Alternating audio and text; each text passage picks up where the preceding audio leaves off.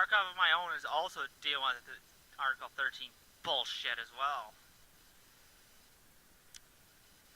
Right on the newsletter, it says, yes, copyright, EU copyright update and what you can do.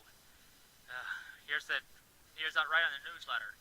It says, copyright law making efforts continue in the EU, and we want to keep you informed. Our last post on this topic contains some good news. Our news this time is less good. The European Parliament is now considering a revised version of Article 13 that still contains fan-unfriendly provisions. This proposal only applies for non-profit sites, so AO3 is still safe. But sites like YouTube and Tumblr are not, and there's still time to fight. Here's what the proposal means and what you can do. In February, after the EU Nations Council rejected a draft of Article 13, its supporters went back to the drawing board and created a revised version. A leaked copy of the version is available here. I'm not going to get in there. But you can learn more about the history and summaries of the provisions here, and here. Like I said, I'm not getting into them. I'm just going to keep reading. Anyway, like the previous version, the revised version still only applies to for-profit sites, so it still would not have any impact on the AO3. Should be picked on AO3 anyways. But that doesn't mean it's good news for fans. The revised version does contain exemptions for very small and very young, less than a 3-year-old startup platforms, and a provision under which users must be able to dispute wrongful blocked or material, but ultimately it still contains many of the fan-unfriendly provisions that had existed in the earlier versions. Importantly, it still places a burden on the for-profit platforms like YouTube, Twitter, and Tumblr to prevent the upload of infringing material, and although the revised Article 13 proposal supports to protect non-infringing uses such as quotation, criticism, review, parody, and I apologize. I apologize, I can't pronounce that. It's still not clear whether platforms would be required to install algorithmic filtering mechanisms, which are notoriously bad at identifying those sort of non-infringing uses. You fucking think? Not mad at them, AO3, I'm just fucking, no, I mean like the fucking YouTube, thank YouTube when they're fucking bullshit, bogus copyright thing. Going off, on topic, not reading it right now. Not reading what is in front of me briefly. It says, AO3 is trying to do everything in their power to help people fight this damn thing, this retard thing. They're doing. AO3 is the best at working at this stuff. Like, they actually been stellar at trying to help everyone out in this trying time with this bullshit. Anyways, back to reading. Now I'm going to start reading again. It says, can you help fight this proposal? On March 25th to 28th, April 4th, on April 15th to 18th, the European Parliament will hold a plenary vote in which all 751 EMPs will vote on whether to accept this proposal. This vote can kill the bill or make changes to it, including removing Article 13. This vote will happen only a few weeks before EU elections. There's particular opportunities for Europeans to make their voices heard. If you're a European, contact your MEP. Did I say EMP? MEP, sorry. It says, call or visit your MEP offices. Visit campaign or party events and let them know that this issue matters to you in the up-and-coming election. Some groups have organized protests around Europe, and on March 23rd. If you aren't European or in Europe, you can still petition lend your voice to a record-breaking number of voices worldwide. OTW legal has OTW legal has fought against Article 13 since the beginning and will continue to fight against this and not other fan-unfriendly legal developments.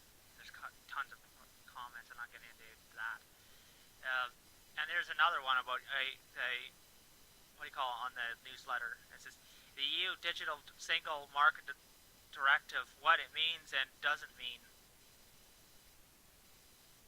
Give me a second. I'll start reading from the top. It says, start reading now. It says, on March 26th, by a pretty slim margin, the European Parliament passed the unamended Digital Single Market Directive. This directive includes the fan-unfriendly provisions known as Articles 11 and 13, now renumbered to 15 and 17, but otherwise unchanged, which we have written about before in this space. We don't sugarcoat it. It's bad news, but it isn't the end of the world. Non-profit platforms like AO3 will not be affected. That's in bold. And there are provisions designed to protect some of the sites and fan archives you and we love. A lot remains to be seen. Here's a close look at what the law means and what we can expect. The European ministers still have to vote on the directive before it becomes final, but is widely presumed that they will approve it, assuming the European ministers approve it. And the directive will then be transported into national legislation by EU countries, at which point it will become law. Each country's implementation may be slightly different, but will conform to the directive's principles. Here are some of the key takeaways from the directive as it passed. Sorry, choking. First, the definition of online content sharing services provided is limited to platforms whose main purpose is to store and give the public access to a large amount of copyright protected works or other protected subject matter uploaded by users, which it organizes and promotes for profiting making purposes. Question quotes. Anyways, the directive therefore excludes non-profit platforms like why do they keep saying the AO3? It should be like AO3, anyways. And that would be two. That's one. Number two, the definition of also explicitly excludes, in quotes, not for profit online encyclopedias, not for profit educational and scientific repositories, often sources.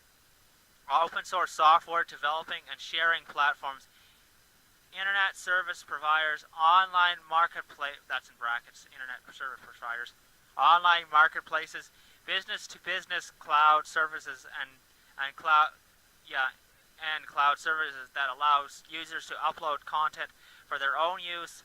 That means that platforms like Wikipedia, Open Science Framework, GitHub, is it GIT Hub? Anyway, telecom companies ETSY, Amazon Web Services, and Dropbox should also be safe from these provisions. Number 3, for the profit online content sharing service providers will be liable for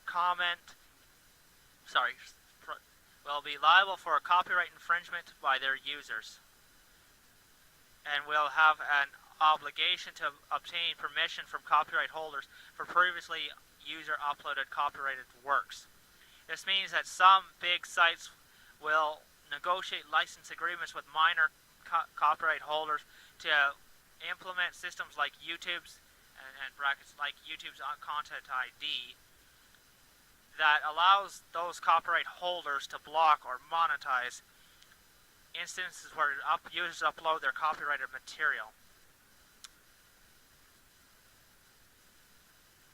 Is this 4? Anyways. 1, 2,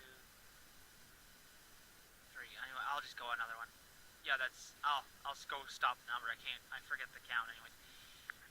However, platforms will not be liable for infringing content if they implement notice and takedown and filtering systems to prevent uploading and re-uploading of the material claimed by copyright owners.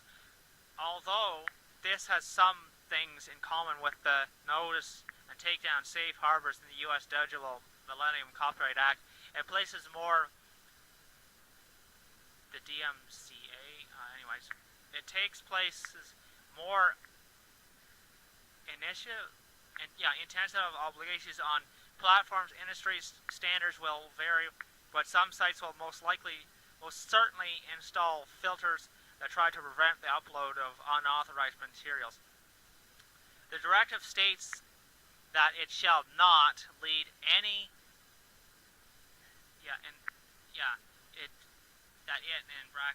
quotations shall not lead to any general monitoring obligation, end quote. Although the consensus is the filters will be required, and that platforms must have an effective and expeditious way for users to disrupt, block, or take down. Therefore, the directive requires, in bold, the directive requires that fans be provided with mechanisms to combat abusive takedowns, then unbold now, including the ability to dispute takedowns of takedowns of non-infringing transformative works, although we don't know what those mechanisms will look like or how well they may work. The directive states that its implementation should in no way affect legitimate users, such as users under exploitations or limitations to copyright. Wait a minute, I'll go back. It says the directive states that implementations should, and quotations, quote, in no way affect legitimate users, such as users under exceptions or limitations, end quote, to copyright, and should, end quote, not result in prevention of the availability of works which do not infringe copyright and related rights, including where such works or other subject matters are covered. Where the hell's the end quote?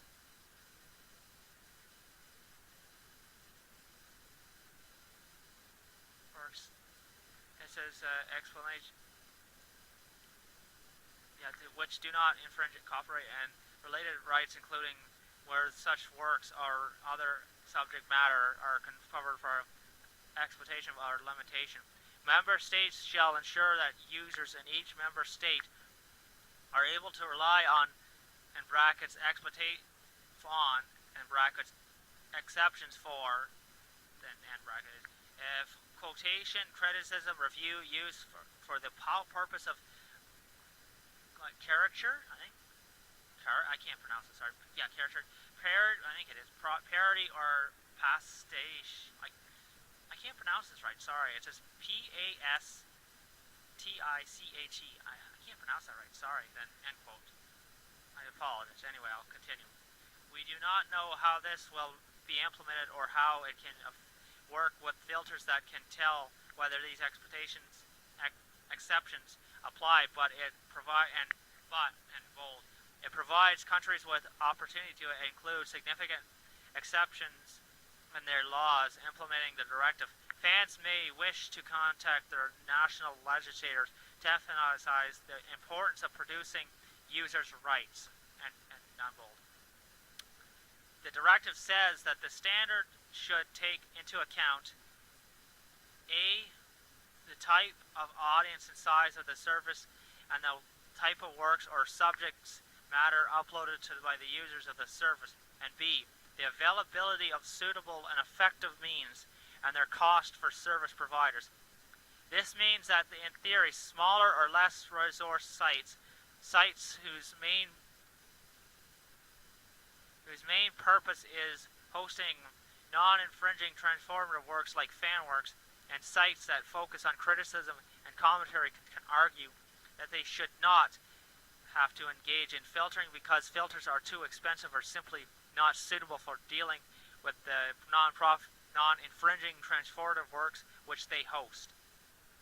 Although we cannot predict what they will do, fan sites and popular for-profit fanwork platforms like fanfiction.net, Tumblr, Wattpad, and DeviantArt may be able to argue that they should not be able to have to install uploaded filters.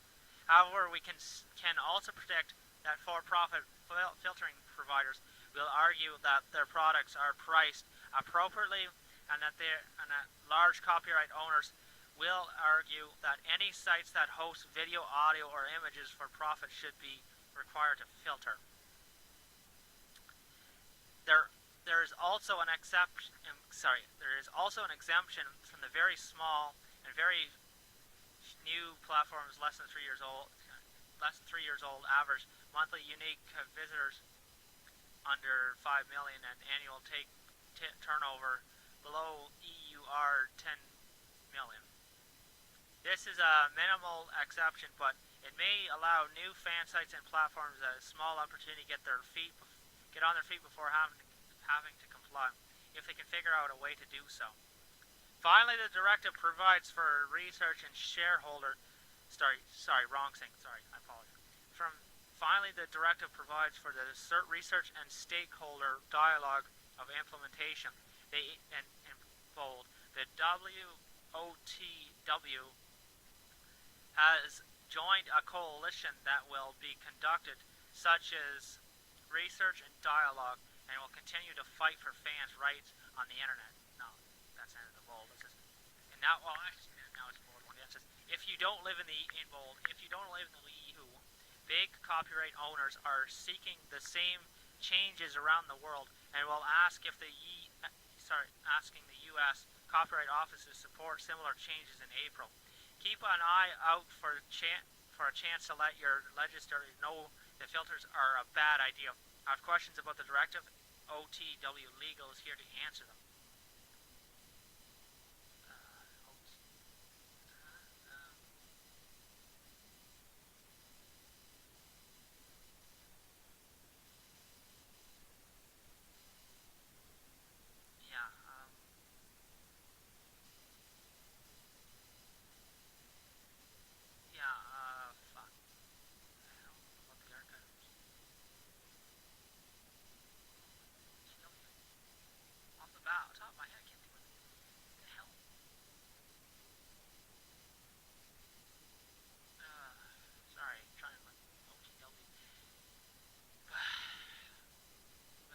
That's the point, that the AO3 and the OTW, they're doing everything they can to help the people, help them.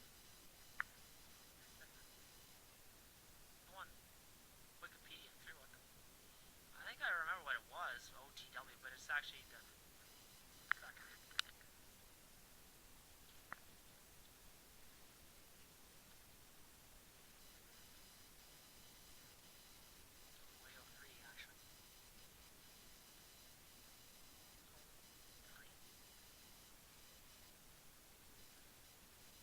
archive of my own, or AO3. Oh, that's what OTW, OTW stands for Organization for Transformative Works. That's what it stands for. Anyways, it's like I said, the OTW and AO3 basically acronyms like AO3 means archive of my own. Anyways, they're doing whatever they can to help the people. Archive of My Own was founded on September 2008. Didn't say when. Month anyway. It says 10 years ago. I'm looking on Wikipedia. Oh. 1 million. I can't. One? Yeah. Oh, that. Anyways, a lot. Anyways, they're, like I said, they're doing everything they can to help the fight fight this thing. They're doing everything. If you go to their site, a second, I'll direct you to their site for those that are still listening. That to their site, it's archive. It's basically www.archive of our own. Yeah. Oh yeah. www.archiveofourown.org. That's if you want to go there. And if you then afterwards, if you want to go to where I was talking about, is that go to as soon as you go onto their sites and you go to news, it'll go to you'll see fandoms, browse, search, and about. As soon as you go to about, go down from about us, then from the second down from about us is news. You click on news, then you'll go there, then you'll see it. Then you'll want to look for the EU Digital Single Market Directive, what it means and doesn't mean. Another one you want to look for is EU Copyright Update and what you can do.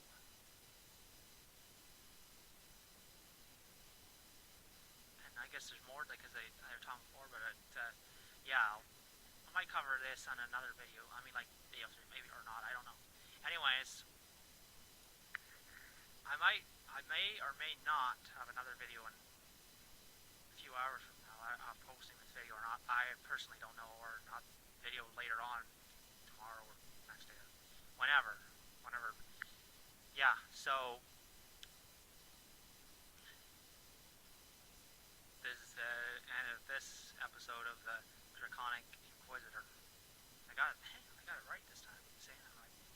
Anyways, if you like this, if you like the video, hit the like button. If you have some input onto this whole damn issue, hit comment and subscribe. Thanks for watching.